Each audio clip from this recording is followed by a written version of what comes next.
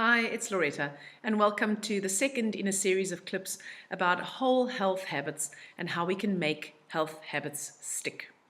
So, why is it that some people just seem to effortlessly be able to do those things that are conducive to high vitality and good health?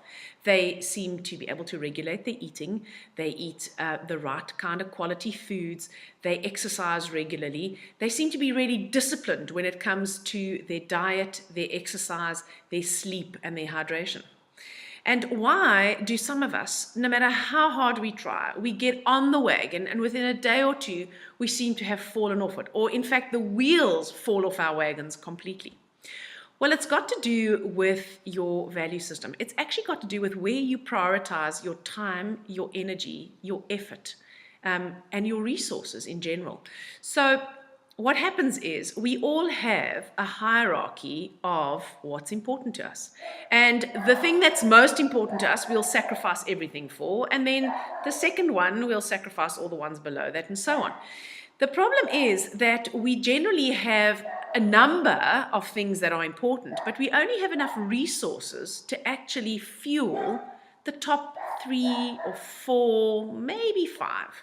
And so our resources peter out as we get lower on the hierarchy of values. So people who seem to effortlessly do the right thing or have enough discipline to actually implement the health habits that keep them healthy, they're people who happen to have as a priority in their life being healthy.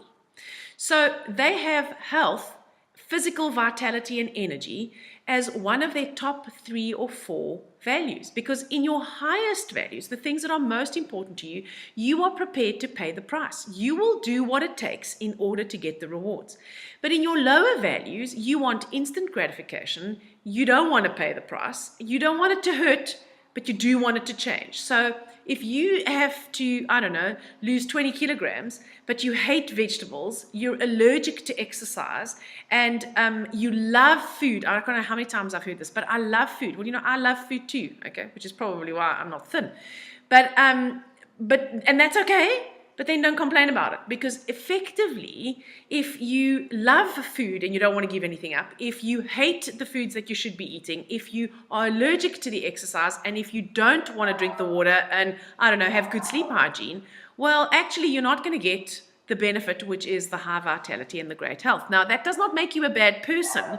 It just makes you a person with a low value on health and a higher value on other things.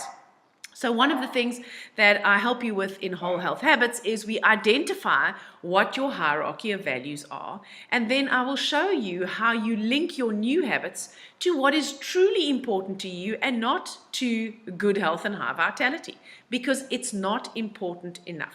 So say, for example, your highest value is spending time with your family, looking after your family, nurturing your family, being involved with your family. That is not physical health. So, and let's just say you want to implement an exercise regimen. So now we have to be very particular. What are you going to do? I'm going to walk Mondays, Wednesdays, and Fridays between 7 and 8 a.m., 5Ks.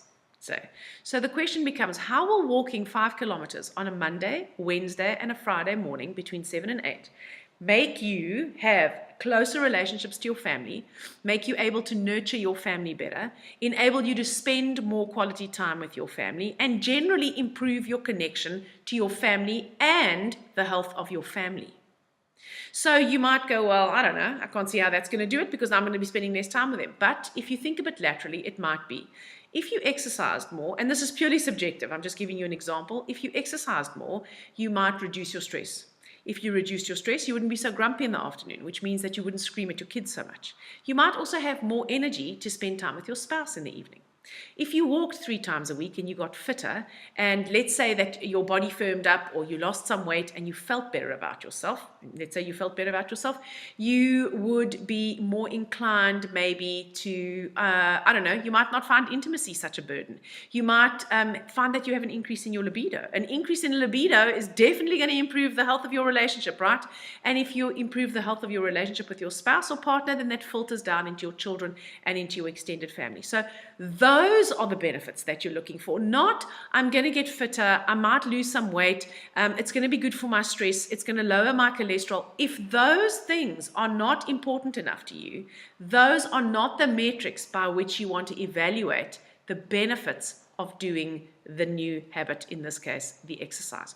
So you have to sell it to yourself in your highest values, because if you don't, you're going to need to be motivated from outside or disciplined from outside. So someone's going to have to be punishing you or waving a stick or threatening you, as opposed to being inspired from inside. If you want to know more about this, if you want to find out how to do your values and how to do the linking, I urge you to join me at Whole Health Habits on the 23rd of June 2018. You can contact Helen or Zinzi during office hours on 043 726 8606, and they'll happily give you more information, or you can click on the link below to register right now. I hope to see you there.